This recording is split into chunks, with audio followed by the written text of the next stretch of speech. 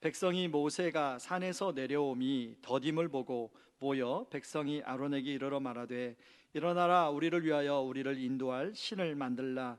이 모세 곧 우리를 애굽 땅에서 인도하여 낸 사람은 어찌 되었는지 알지 못함이니라. 아론이 그들에게 이르되 너희의 아내와 자녀의 귀에서 금고리를 빼어 내게로 가져오라. 모든 백성이 그 귀에서 금고리를 빼어 아론에게로 가져가매 아론이 그들의 손에서 금고리를 받아 부어서 조각칼로 새겨 송아지 현상을 만드니 그들이 말하되 이스라엘아, 이는 너희를 애굽 땅에서 인도하여 낸 너희의 신이로다 하는지라. 아론이 보고 그 앞에 제단을 쌓고 이에 아론이 공포하여 이르되 내일은 여호와의 절일이니라 하니 이튿날에 그들이 일찍이 일어나 번제를 드리며 화목제를 드리고 백성이 앉아서 먹고 마시며 일어나서 뛰놀더라. 여호와께서 모세에게 이르시되 너는 내려가라. 내가 애굽 땅에서 인도하여 낸 내 백성이 부패하였도다. 그들이 내가 그들에게 명령한 길을 속히 떠나 자기를 위하여 송아지를 부어 만들고 그것을 예배하며 그것에게 제물을 드리며 말하기를 이스라엘아, 이는 너희를 애굽 땅에서 인도하여 낸 너희 신이라 하였도다.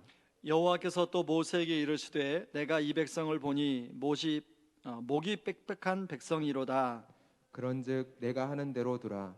내가 그들에게 진노하여 그들을 진멸하고 너를 큰 나라가 되게 하리라. 모세가 그의 하나님 여호와께 구하여 이르되 여호와여, 어찌하여 그 큰 권능과 강한 손으로 애굽 땅에서 인도하여 내신 주의 백성에게 진노하시나이까? 어찌하여 애굽 사람들이 이르기를 여호와가 자기의 백성을 산에서 죽이고 지멸해서 진멸하려는 악한 의도로 인도해 내었다고 말하게 하시려 하나이까? 주의 맹렬한 노를 그치시고 뜻을 돌이키사 주의 백성에게 이 화를 내리지 마옵소서. 주의 종 아브라함과 이삭과 이스라엘을 기억하소서. 주께서 그들을 위하여 주를 가리켜 맹세하여 이르시기를 내가 너희의 자손을 하늘의 별처럼 많게 하고 내가 허락한 이 온 땅을 너희의 자손에게 주어 영원한 기업이 되게 하리라 하셨나이다. 여호와께서 뜻을 돌이키사 말씀하신 하를 그 백성에게 내리지 아니하시느니라. 아니하시느니라. 아멘. 저는 오늘 책의 표지의 그림을 보여주고 말씀을 시작하려고 합니다. 프랑스 사회학자가 쓴 알랭 드 보통이 쓴 불안이라는 책인데요. 저 책을 누가 디자인했지는 모르겠지만 여러분, 책에 보면 그림이 두 개가 있는데요. 한 왼쪽 그림은 사람들이 가느다란 줄로 서로 연결되어 있는데 이렇게 아주 불안하게 연결되어 있습니다. 이렇게 서 있는 사람도 있고 거꾸로 있는 사람도 있고요. 또 오른쪽 그림에 보면 마찬가지로 사람들이 이렇게 연결되어 있는데 의자와 의자 사이로 연결되어 있고요. 또 손이 다른 사람이 거꾸로 들린 사람의 손을 붙잡고 있는 사진입니다. 저는 이 사진을 보면서, 이 표지를 보면서 사람들이 불안하구나 라는 느낌이 확 오는 것 같아요. 아마 그런 고민을 많이 하고 이 디자이너가 디자인한 것 같은데요. 여러분, 이 책의 내용 중에 제가 잘 공감되는 한 두 구절이 있어서 여러분들한테 읽어드리려고 합니다. 불안은 우리 현대인들이 삶 속에서 수시로 겪는 감정이라는 거예요.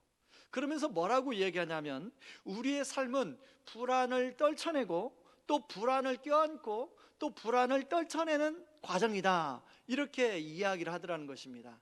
제가 왜 그 말이 공감이 됐냐면 저를 봐도 그렇고 제 주변에 있는 사람들, 우리 성도님들 만날 보니까 불안을 잘 이겨냈어요. 금세 새로운 불안이 찾아오고요. 또 그 불안 때문에 막 힘들어하는 그런 모습을 제가 보고 있더라고요. 여러분들은 지난 한 주 어떠셨습니까? 제가 오늘 왜 말씀을 드리냐면 오늘 1절에 이렇게 시작합니다. 백성이 모세가 산에서 내려옴이 더딤을 보고. 여러분, 출애굽기 32장의 내용인데 출애굽기 19장부터 모세가 이제 시내산에서 하나님이 모세와 만나는 내용이 나와요. 여러분, 그때는 3일 만에 시내산에 모세가 몇 번 올라갔다 내려오냐면 3번이나 올라갔다 내려왔다 올라갔다 내려왔다 올라갔다 내려왔다를 반복해요. 그런데 지금 32장에 와서는 모세가 한번 올라갔는데 40여일이 됐는데도 안 내려오는 거예요. 여러분, 이미 모세가 시내산에 올라갔다 내려왔다 여러 번 경험했기 때문에 이스라엘 백성들은 올라가면 뭔가 또 내려왔다가 다시 올라가겠지, 그렇게 하고 기다렸어요. 근데 여러분, 사람은 기다릴 때 보통 하루를 기다립니다. 그리고 3일째를 기다려요. 그래도 소식이 없으면 그래, 일주일째는 뭔가 연락이 있겠지. 그리고 그래도 없으면 10일째는 뭔가 연락이 있겠지. 그리고 보름째는 연락이 있겠지. 근데 보름이 지나도, 한 달이 지나도 아무 연락이 없는 거예요. 그래서 이스라엘 백성들 안에는 불안해지기 시작했어요. 아니, 그동안에 애굽에서 우리를 인도한 신이 여호와라는 신인데 그 신이 우리를 버린 건 아닌가? 모세가 중간에 사고를 당한 건 아닌가? 그럼 우리는 앞으로 어떻게 해야 돼? 애굽으로 돌아갈 수도 없고, 그리고 이 시내산 광야, 이 광야 한가운데 어디로 가야 될지 모르는 불안에 휘둘리기 시작했어요. 그래서 이런 불안을 극복하기 위해서 아론을 찾아옵니다. 그게 1절 하반절 내용이에요. 1절 하반절을 같이 한번 읽어볼까요? 일어나라, 우리를 위하여 우리를 인도한 신을 만들라. 이 모세 곧 우리를 애굽 땅에서 인도하여 낸 사람은 어찌 되었는지 알지 못함이니라. 그러자 아론이 너희들이 갖고 있는 금고리를 다 빼와라. 그리고 금송아지 형상을 만들어 줍니다. 여러분, 여기서 우리 질문해 봐야 돼요. 왜 금송아지 형상이냐? 여러분, 애굽에서 이스라엘 백성들이 살았던 땅이 고센 땅입니다. 이 고센 땅에서 얼마 떨어지지 않은 곳이 애굽의 그 당시의 수도인 멤피스라는 곳이었는데, 이 멤피스 수도에서는 여러 신을 섬겼는데 그 중에 가장 인기 있는 신이 바로 송아지 형상이었어요. 하피 신인데요, 왜 송아지 형상을 가장 인기 있었냐면 이 송아지 형상은 다산과 축복을 주는 신으로 믿었습니다. 그 당시에 애굽에 노예로 살던 이스라엘 백성들은 저 멤피스에 사는 애굽 사람들이 저렇게 축복을 받는 이유는, 잘 사는 이유는 하피스라는 신이, 이 하피라는 신이 그 축복하고 함께 해주기 때문에 그렇구나. 근데 우리는 그런 신이 없구나. 그래서 그 하피라는 신을 섬기는 애굽 사람들을 되게 부러워했던 것 같아요. 자, 그런데 지금 자기들 앞에 뭐가 있어요? 금송아지가 있고 그 하피신, 그렇게 부러워했던 하피신이 있는 거예요. 아론이 뭐라고 합니까? 4절에 보니까 너희들을 이제까지 여기까지 인도한 신이 바로 이 신이다. 여러분, 이스라엘 백성들은 드디어 그 하피신이 애굽 사람들을 버리고 이제 우리와 함께 하시는구나 라고 생각하지 않았겠어요? 그래서 오늘 6절에 보면요, 너무 기뻐서 번제와 화목제를 드리고 거기서 막 춤추며 뛰놀아요. 여러분, 이것은 이스라엘 백성들이 출애굽을 해서 홍해를 건넌 다음에 너무 기뻐서 뛰놀았다는 표현하고 똑같아요. 사실 우리가 이스라엘 백성들처럼 우리도 불안한 상황에 놓일 때가 많이 있습니다. 특별히 코로나로 인해서 안전에 대한 불안. 저도 그런 안전에 대한 불안 때문에 마음껏 식당에, 카페에 가서 마스크를 벗는 순간적인 마음껏 그런 생각이 들어요. 혹시 여기서, 이런 생각이 가끔 들 때가 있어요. 그런가 하면 여러분, 많은 분들이 경제적인 불안이 또 있잖아요. 특별히 요즘에 부동산이 집값이 너무나 폭등이 심하니까 또 그래서 대출도 막히고. 제가 최근에 직장 생활을 하다가 자영업을 시작한 분을 만나게 됐어요. 근데 그분이 하는 얘기 그러는 거예요. 목사님, 왜 이렇게 월세 나는 나는 빨리 돌아온지 모르겠어요. 그분은 바로 코로나 직전에 그 일을 시작했습니다. 여러분, 그런가 하면 우리 젊은이들은 이제 취업문이 좁다 보니까 앞날과 장래에 대한 그런 불안들이 있어요. 그런가 하면 우리 부모님들은 노후에 대한 불안이 있죠. 여러분, 사람은요, 이렇게 불안하면 이 불안을 극복하기 위해서 여러 가지 방법을 사용하는데, 아까 알랭로 보통의 그 책에도 그 사람들이 사용하는 방법들이 나오더라고요. 그 책에는 나오지 않지만 어떤 사람들은요, 자기 불안을 해소하기 위해서 점을 봅니다. 요즘 정치인들 보니까 또 점을 보는다고 그런 설랑설레가 있더라고요. 근데 그런가 하면 어떤 사람은 또 국까지 하게 돼요.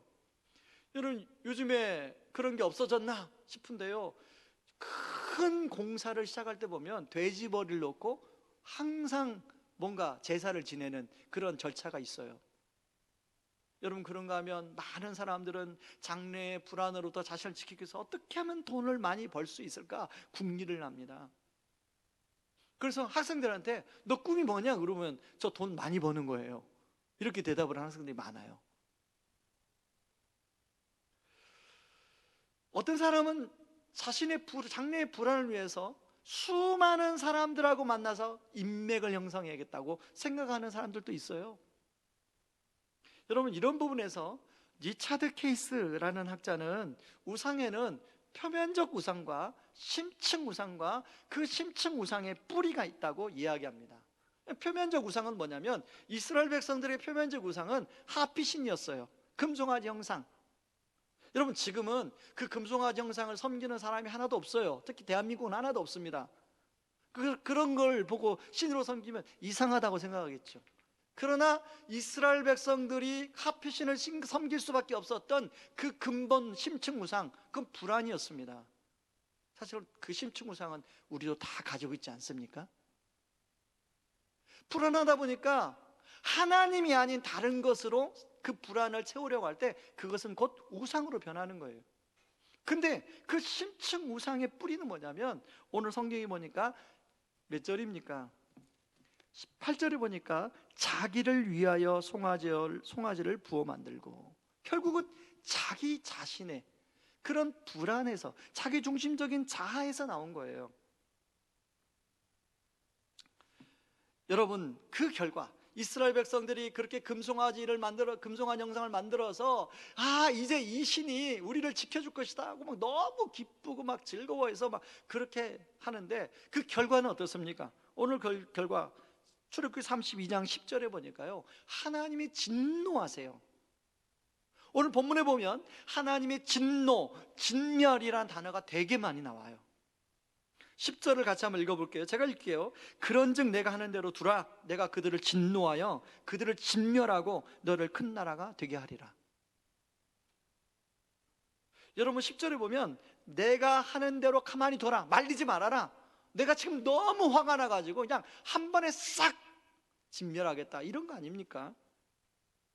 하나님이 이렇게 하신 것은 10계명에, 지금 출애굽기 20장에서 10계명을 말하면서 1계명과 2계명에 가장 중요한 계명을 말씀하셨어요. 나 위에 다른 신을 섬기지 말아라, 다른 형상으로 우상을 섬기지 말아라 말씀했어요.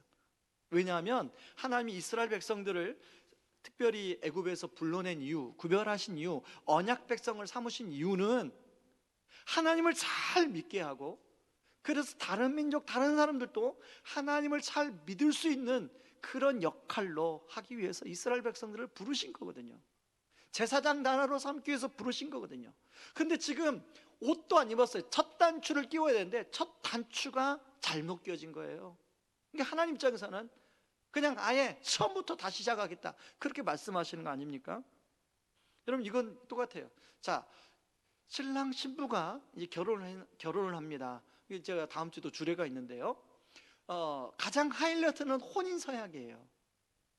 혼인서약. 그래서 세상으로부터 출발, 마지막으로 끝나죠. 세상으로 출발할 때는 혼인서약서와 성경을 오른쪽에 끼고 신부를 왼손에 끼고 그렇게 세상으로 출발합니다. 자, 그런데 출발하기 전에 신랑이 신부의 하객의 친구로 온 신부와 눈이 맞았어요. 자, 여러분 그러면 어떻게 돼요?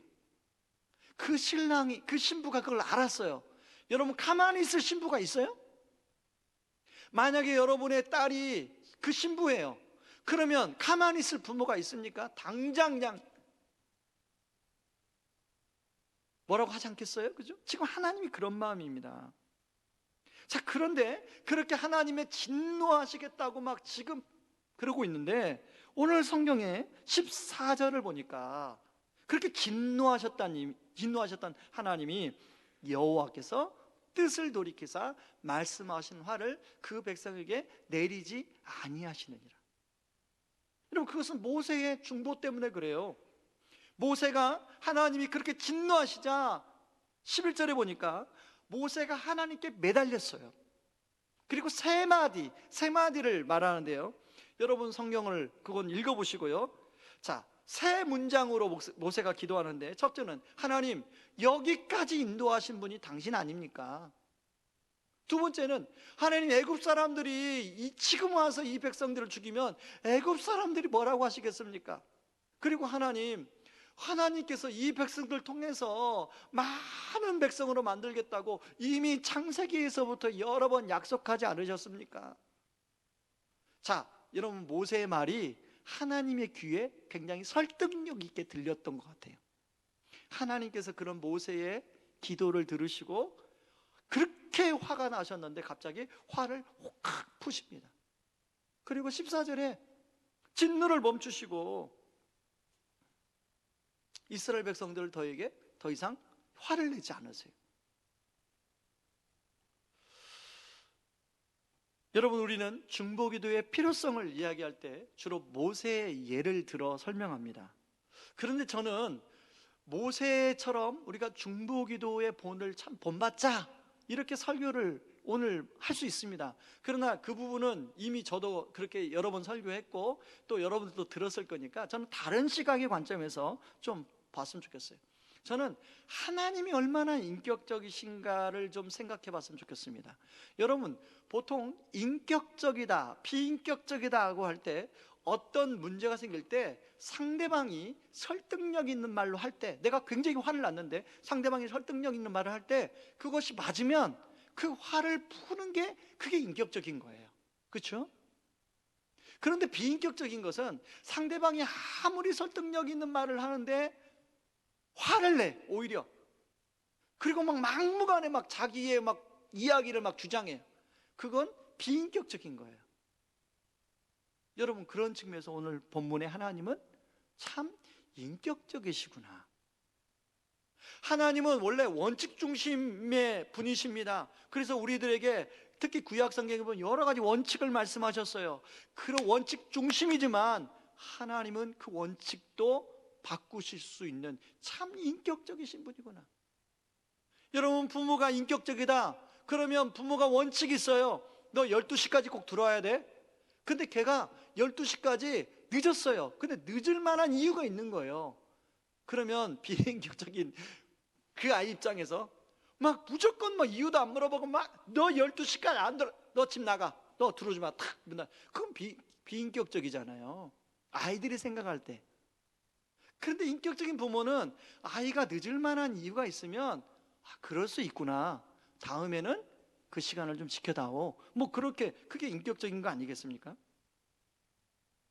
그런 측면에서 우리 하나님은 참 인격적이신 분이구나, 우리가 믿는 하나님은 참 인격적이신 분이구나, 그렇게 진노함에도 불구하고. 그래서 오늘 설교 제목이 그럼에도 불구하고예요.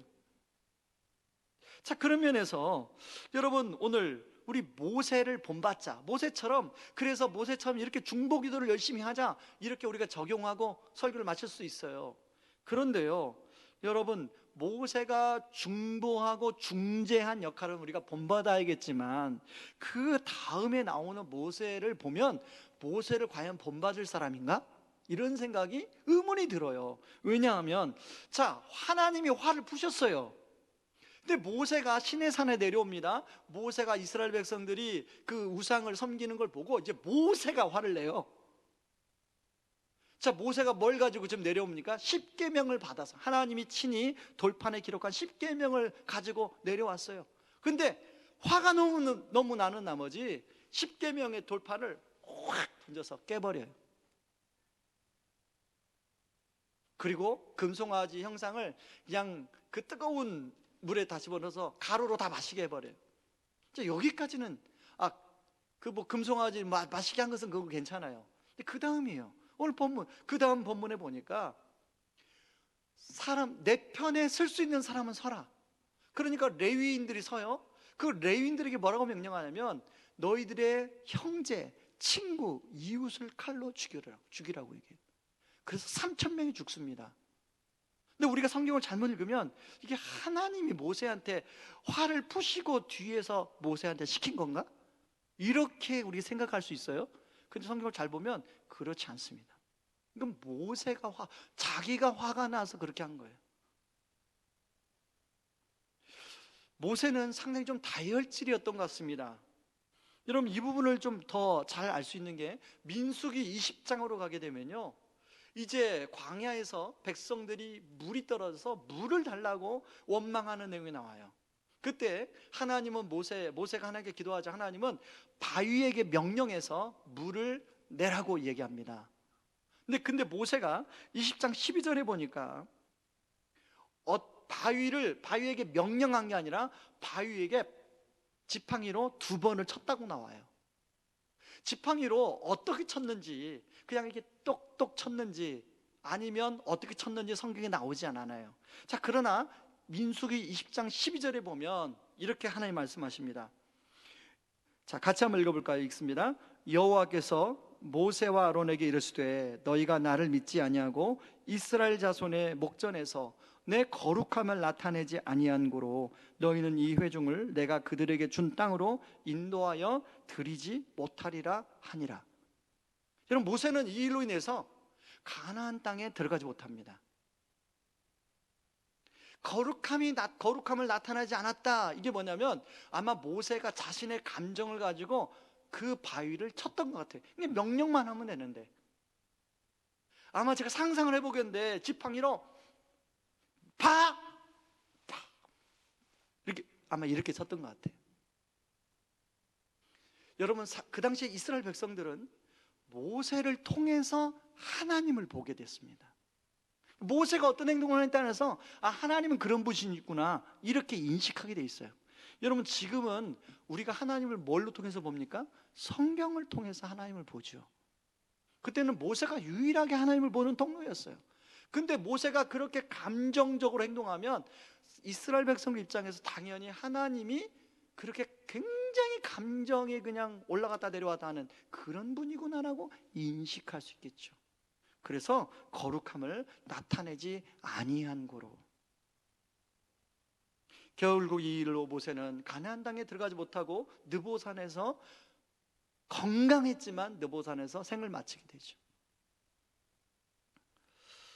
여러분, 우리는 어떤 실수를 좀 종종 하냐면 모세와 같은 그런 훌륭한 영적 지도자들을 절대화하고 우상화하는 그런 경향이 있어요. 여러분, 하나님이 모세를 어떤 부분은 쓰셨지만 모세는 연약한 인간이었습니다. 성경에 나오는 모든 인물이 그래요. 하나님 앞에 쓰인 부분이 있지만 여전히 연약한 인간의 모습을 가지고 있어요. 다윗도 그렇죠. 모든 인간이 그래요. 목사님, 요셉은 안 그렇잖아요. 여러분, 성경이 이만큼만 보여줘서 그렇지 요셉 삶의 전체를 보면 그런 연약함과 허물이 있어요. 인간이기 때문에. 그래서 모든 인간은요, 연약함과 허물이 있는 죄인이라는 사실을 우리가 인식해야 돼요. 그런데 가끔씩 어떤 사람이 나랑 뭔가 생각이 맞고 뭔가 나랑 코드가 맞으면 막 그 사람을 절대하고 우상하고 그럴 수가 있어요. 특히 요즘에 이제 대선을 앞두고 정치인들을 바라보면서 나는 막 이 사람, 나는 저 사람 그래가지고 싸우는 경우도 있어요. 여러분, 그분의 장점이 있고 그분의 단점이 있고 이분의 장점이 있고 이분의 단점이 있는 게 그게 사람인 거예요. 너무 사람을 그렇게 절대화할 필요 없다는 것입니다. 그래서 야고보서 1장 17절은 뭐라고 하냐면 하나님은 회전하는 그림자가 없다고 하는 표현을 야고보가 합니다. 그게 무슨 말이냐면, 여러분, 태양이 비추면 그림자가 생깁니다. 사람은. 그래서 사람이 그림자가 생겨나는 거는 사람은 아침과 저녁으로 마음이 바뀔 수 있는 게 존재라는 거예요. 근데 하나님은 영원히 바뀌지 않는 분입니다. 여러분, 아침 저녁으로 변하는 사람을 믿고 따라가겠습니까? 아니면 과연 우리는 누구를 믿고 따라가야 될까요? 그래서 하나님은 자신의 영원히 변하지 않는 무궁한 사랑을 가진 모습을 예수님을 통하여 보여주셨습니다. 디모데전서 2장 5절은 이렇게 말합니다. 같이 한번 읽어볼까요? 같이 읽습니다. 하나님은 한 분이시요 하나님과 사람 사이의 중보자도 한 분이시니 곧 사람이신 그리스도 예수이십니다. 여기 중보자, 그래서 우리는 중보기도 이런 말 때문에 중보라는 말이 굉장히 익숙한데요, 이 말은 헬라어로 메스테스라는 말로 중개인, 중재자 이렇게 번역할 수 있습니다. 여러분, 중개인 하면 누가 떠올라요? 우리가 집을 사고 팔 때, 또 집을 얻을 때 우리 중간에서 그 법률적인 여러 가지 서류를 중개해주는 그 중개인 분들이 떠오르죠, 그죠? 자, 중개인 분들이 이제 여러 가지 어려운 서류들, 또 주인과 계약자 간에 그런 갈등이 생기면 그걸 조율해 줍니다. 저도 좀 갈등이 있어서 중개인이 중간에 잘 조율해줘서 계약을 한 경험이 있어요. 그 수고료로 우리가 뭘 줍니까? 중개 수수료를 드립니다. 자, 그런데 여러분, 그 중개인에게 중개 수수료를 주지만, 여러분, 예수님은 하나님과 우리 사이를 중재해 주시면서 수고료를 우리한테 요구하지 않습니다. 대신 예수님이 자신의 목숨을, 생명을 대속물로 하나님 우리에게 주셨어요. 여러분, 그걸 디모데전서 2장 6절을 이렇게 얘기합니다. 자, 디모데 2장 6절. 그분은 모든 사람을 위해서 자기를 대속물로 내주셨습니다. 하나님께서 꼭 적절한데 그 증거를 주셨습니다. 여러분, 우리가 예수님이 우리와 하나님 사이를 중재해 주셨기 때문에 우리가 수고료를 드려야 되는데, 예수님은 오히려 예수님 자신이 우리를 위해서 그냥 수고료, 그냥 얼마 일부가 아니라 전체, 자신의 생명 전체를 우리에게 내주셨습니다. 그것도 그냥 내주신 게 아니죠. 십자가에서 온갖 모욕과 수치를 다 참고 자신의 몸을 찢기면서 그것을 우리에게 생명값으로, 우리가 죽어야 될 우리의 생명값으로 예수님이 우리에게 내주신 것입니다. 일반적으로 부동산 중개인분들은 중개가 다 끝나면 더 이상 중재해 주지 않습니다. 갈등이 생겨도 알아서 해결하세요. 난 이제 다 끝났습니다. 더 이상 중재해 주지 않아요. 그런데 우리 예수님은 우리를 죄에서 구원해 주는 하나님의 자녀로 중재해 주실 뿐만 아니라 우리가 주님 앞에 가는 그 순간까지 우리를 중재해 주시는 분이에요. 그것이 로마서 8장 34절에 잘 나옵니다. 누가 정죄하리요? 죽으실 뿐 아니라 다시 살아나신 이는 그리스도 예수시니 그는 하나님 우편에 계신 자요 우리를 위하여 간구하시는 자시니라.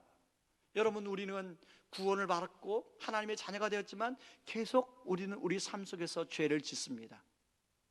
그러다 보니까 자꾸 어떤 마음이 들면 정죄감이 들어요. 사단이 우리를 참소해요. 네가 그러고도 하나님 앞에 나갈 수가 있어? 네가 그러고도, 네가 그렇게 사람들한테 화를 내고도 주일 예배 나갈 수 있어? 이렇게 막 정죄해요. 그때마다 누가 중재해 주시냐면 자신의 생명값을 전부를 우리를 위해서 내주신 예수님이 하나님과 우리 사이에 중재해 주세요. 사탄이 참소해도 무슨 말이야? 저 형제는, 저 자매는 내가 내 온몸을 바쳐서 생명값을 주신, 그래서 내가 하나님의 딸로 하나님의 아들로 삼은 사람이야. 참소하지 마.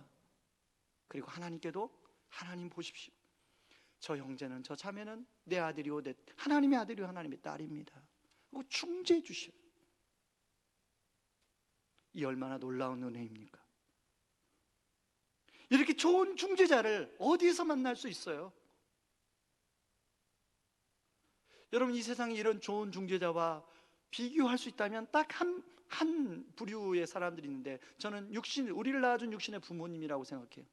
여러분, 우리를 낳아준 육신의 부모님, 우리를 위해서 최선을 다해 주셨죠. 그렇지만 여기 계시는 많은 분 중에 부모님이 다 돌아가신 분 계시지 않습니까? 더 이상 중재해 주고 싶어도 중재해 줄 수가 없어요. 그렇지만 우리 예수님은 영원히 하나님과 우리 사이, 우리를 위해서 기도하시면서 중재해 주시는 분입니다. 그렇다면 이렇게 좋은 중재자이신 예수님의 은혜를 입은 우리는 어떻게 해야 될까요? 사실 우리가 이제는 다른 사람을, 하나님과 다른 사람을 중재하는 역할을 해야 되지 않겠습니까?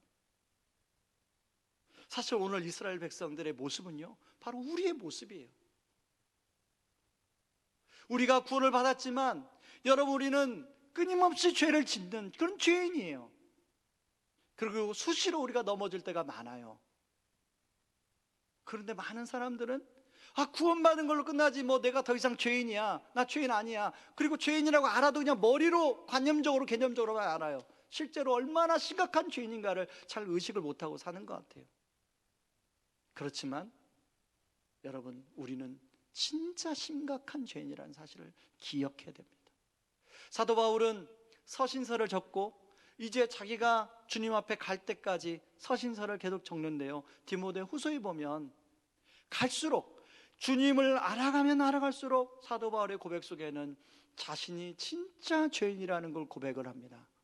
그리고 그런 자기 같은 죄인을 하나님이 구원해 주시고 자녀 삼아 주신 것이 너무 감사하다는 그런 고백을 하게 됩니다. 여러분, 우리는 예수님이 중재 아니면 우리는 죄인 중에 괴수라고 고백했던 사도 바울의 고백처럼 우리도 그렇게 고백할 수밖에 없지 않습니까? 이제는 그런 우리를 중재해 주신 예수님, 우리도 다른 사람을, 내 이웃, 내 형제, 자매를 그렇게 중재하는 역할을 해야 되지 않겠어요? 저는 오늘 이 시간에 우리 성도님 중에 최근에 그렇게 잘 중재하는 역할을 하고 계시는 한 성도님을 여러분 앞에 소개하려고 합니다. 우리 김재순 집사님 나와서 잠깐 나눠주시죠. 나올 때 우리 한번 힘내라고 격려의 박수를.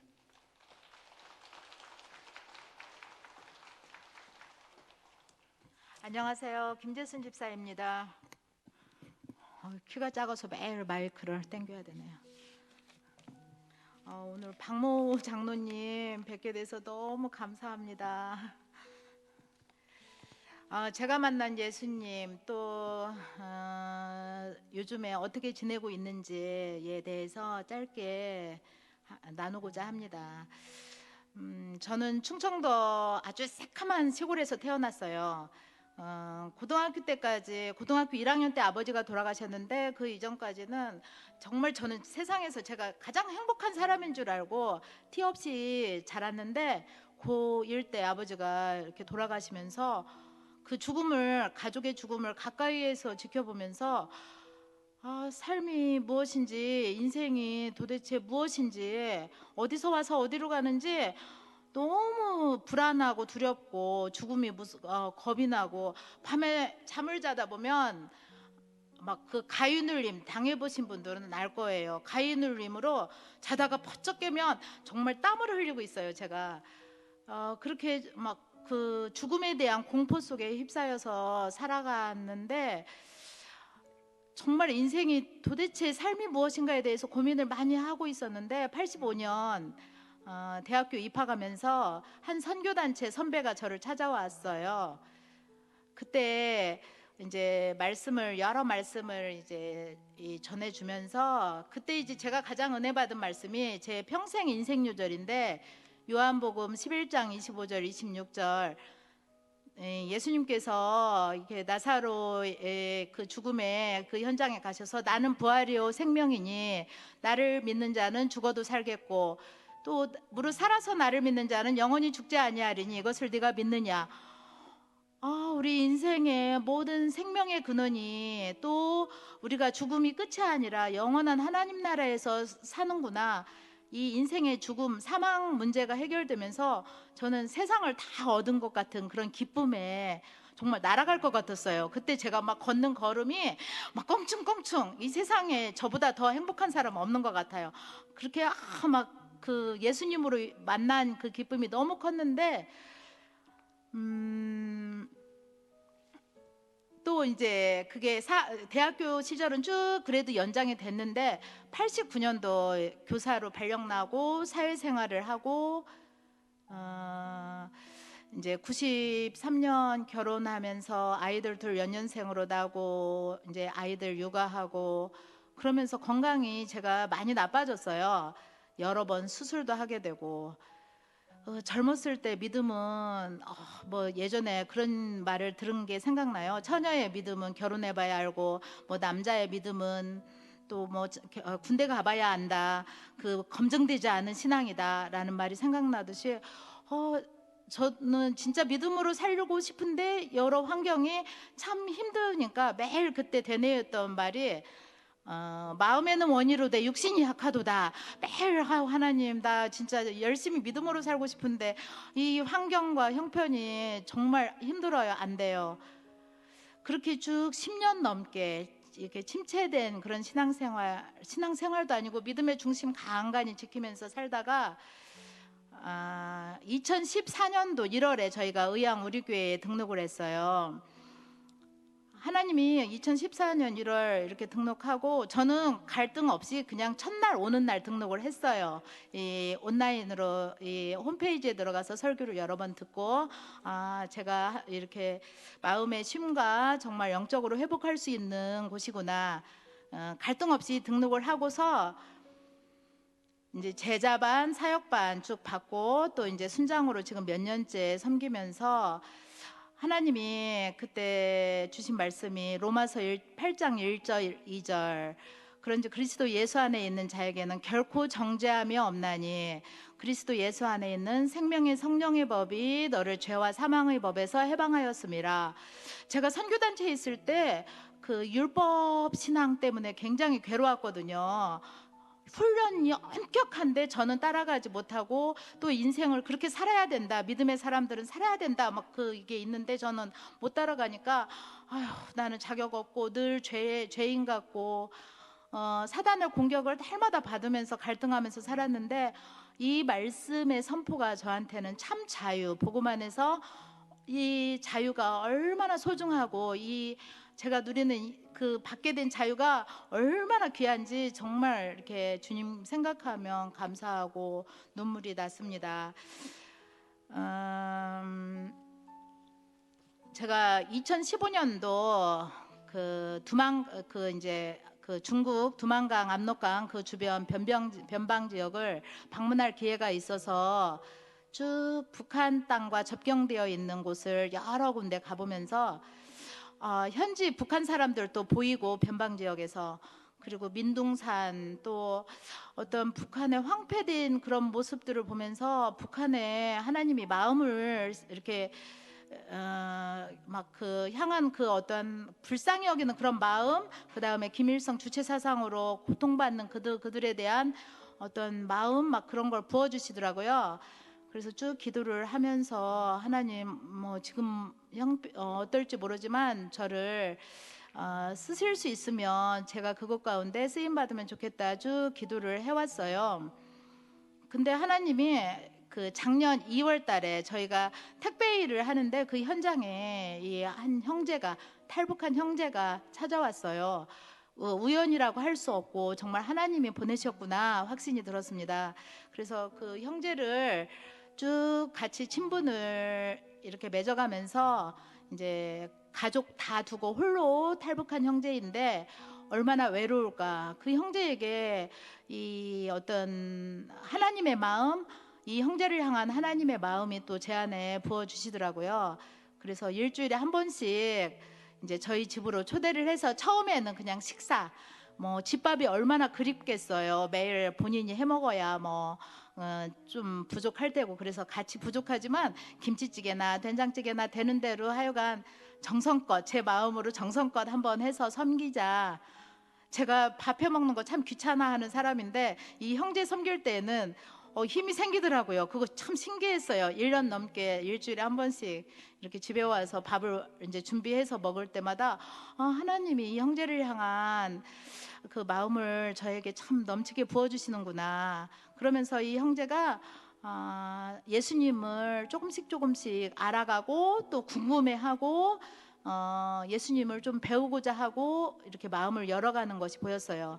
그래서 어느 시간이 돼서 저희 남편이 풍성한 삶으로의 초대 풍삼초와 풍삼첫을 가지고 이제 쭉 저녁 먹은 다음에 이렇게 한 2시간씩 이렇게 섬겼어요. 말씀을 나누면서 예수님으로 이렇게 살아갈 수 있도록, 예수님만 믿으며 살아갈 수 있도록, 또 어떤 그 인생의 힘든 이야기 등등 다 나누면서 이렇게 섬길 때 조금씩 정말 하나님이 이 형제를 만지고 계시구나, 그런 걸 저는 이 표정에서 다 느꼈는데, 하루는 이 형제가 그런 고백을 하더라고요. 자기가 이 대한민국 땅에만 오면 인생의 탄탄대로가 열리고 정말 행복한 삶이 보장되겠구나. 그래서 한 10여 년 넘게 이제 탈북할 것을 준비하고 이 대한민국에 오려고 왔는데, 막상 지금 와서 정착하고 이제 돈도 어느 정도 벌고, 이 우리나라가 얼마나 먹을 것 입을 것 풍성해요. 먹을 것 풍성히 먹고 잘 누리고, 또 자유로움, 북한의 그 억압된 삶을 살다가 우리나라 이 자유로운 세상에 살아도 왜 내 마음의 한켠에 이렇게 뭔가 허탈함이 오는지, 거의 예전 생각하면 이제 다 목표에 도달한 것 같은데 마음은 여전히 허탈하다는 거예요. 공허하다는 거예요. 그래서 이제 얼른 그 마음이 바로 마음 한켠에 우리는 하나님으로만 채워야 되는 그 공간이 있어서, 그 공간은 세상 그 어떤 것으로도 채울 수 없다. 그건 주님을 믿을 때, 우리가 예수님을 만날 때 그 공간이 채워진다. 그러니까 어느 부분 수긍을 하더라고요. 지금은 쭉 아직도 풍삼첫 끝나지 않고 진행 중에 있어요. 그래서 저희가 이 형제를 섬기면서 저희 부부가 오히려 더 깨어 있게 되고, 기도도 좀, 안 그러면 이 코로나로 인해서 막 저희가 일도 힘들어지고 둘이 좀 투닥투닥도 할 수 있는데, 이 형제를 섬기면서 같이 기도도 하게 되고 부부 사이도 더 좋아지고 저희가 깨어 있게 되는 그런 어떤 뭐라고 해야 되나, 도구로 하나님이 그런 계기로 삼아 주셨다고 생각이 들어요. 그래서 우리가 이렇게 예수님을 주변에 전할 때 이 누군가를 위해서가 아니라 나 자신을 위해서 이렇게 예수님을 전하면 내가 회복되고 내가 정말 행복하고 내가 더 기뻐지는구나, 그것을 많이 깨닫게 되었죠. 어저께 제가 이제 동탄의 맘카페 잠깐 이렇게 봤는데, 맘카페에서 그런 글을 쓴 걸 봤어요. 대부분 기독교 이야기가 나오면 이제 기독교인들에 대한 반박글, 막 그 악성 댓글, 그게 많은데 어제는 참 놀라운 글을 발견했어요. 어떤 친구가 자기한테 이렇게 교회를 소개했대요. 근데 자기는 이제 친구 소개니까 한번 이렇게 말씀을 들었는데 정말 좋았다고.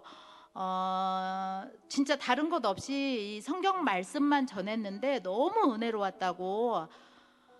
그러면서 이제 왜 진작에 이렇게 전해주지 않았는가, 소개해주지 않았는가, 그런 말을 이제 쭉 기록을 적었더라고요. 근데 거기에 대한 댓글들이 저는 정말 놀라웠어요. 10몇 개 이렇게 쭉 이렇게 댓글이 있는데 한결같이 그런 교회 저도 소개해 주세요. 저도 정말 말씀 순수하게 하나님 말씀만 전하는 곳이 있으면 저도 가고 싶어요.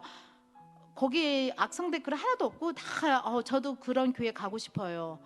그걸 읽으면서 이제 저희가 새생명축제 11월 7일 있고, 이제 늘 우리는 전도자의 삶을, 복음 전하는 삶을 살려고 다 소원을 하고 있는데, 사실 이제 뭐 여유롭지 않을 때가 있는데, 저희 주변에 보면 정말 무르익은 이 곡식들이 참 많이 있구나.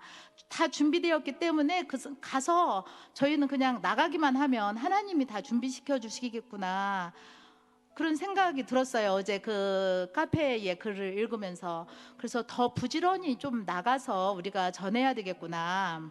그러면 정말 하나님께서 모든 것을 준비된 자 붙여주시고 또 하나님께서 친히 또 열매 맺게 해주시는 것을 이게 그렇게 생각이 듭니다. 그런 생각이 들었습니다. 그래서 제가 부족하지만 요즘에 이런 한 영혼을 섬길 때 누리는 이 기쁨과 행복이 어떤 것인지 우리 여기에 계신 성도님들도 함께 누리면 좋겠다라는 생각에서 감히 제가 기도하면서 이렇게 전했습니다. 감사합니다.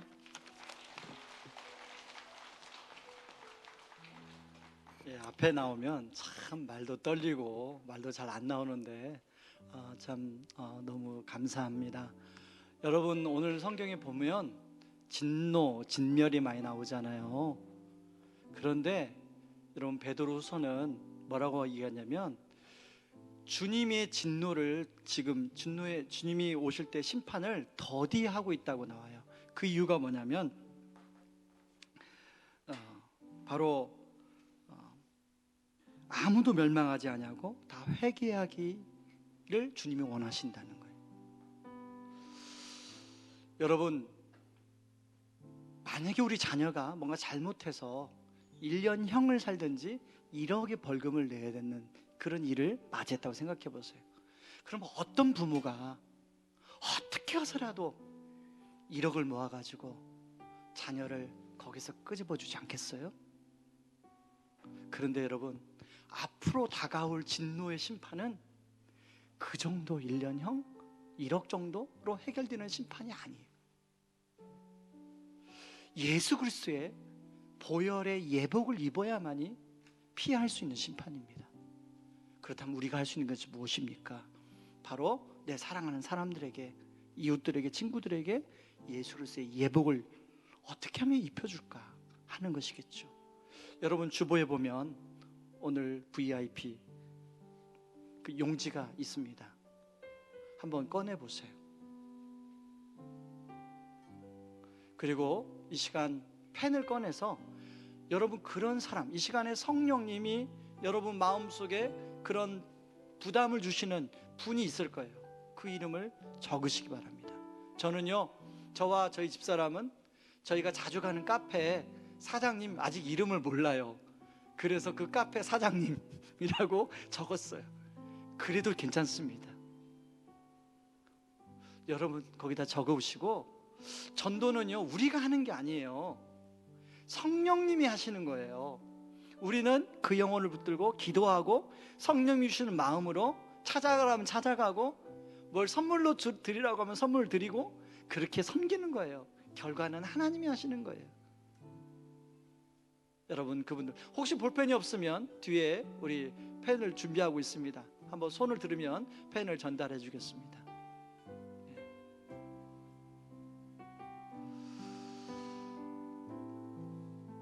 이 시간에 우리 적으셨다면 우리 같이 한번 기도했으면 좋겠어요.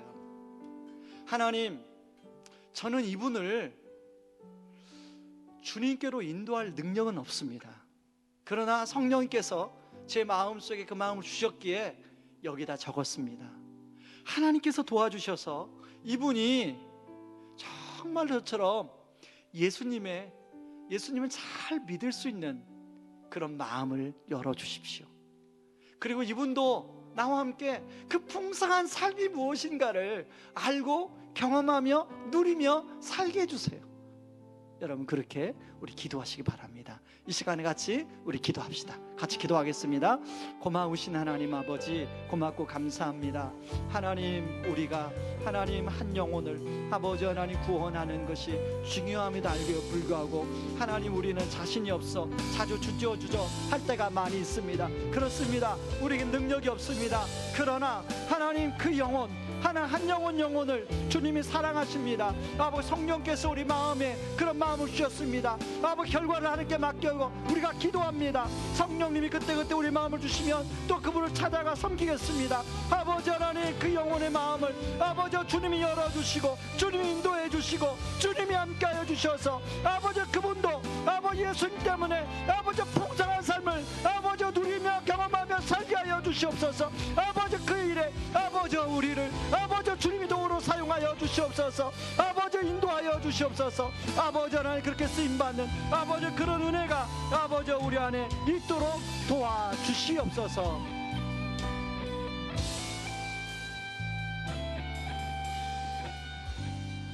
지금은 우리를 위해서 구원하시기 위해 자신을 친히 십자가에 내어주신 그 크신 우리 주 그리스도의 은혜와 아들을 내어주면서까지 우리를 사랑하신 하나님의 다함없는 사랑하심과 지금도 우리를 위하여 친히 기도해 주시고 동행하여 주시는 성령님의 은혜가 완전한 중재자이신 예수님의 그 은혜에 감사하며 이제는 우리가 그런 우리의 VIP들을 향하여 주님의 마음으로 주님이 우리에게 베풀어 주신 그 은혜로 다가가 섬기는 성도님들의 삶 위에 이제부터 영원토록 함께 하시기를 주님의 이름으로 축원하옵나이다. 아멘.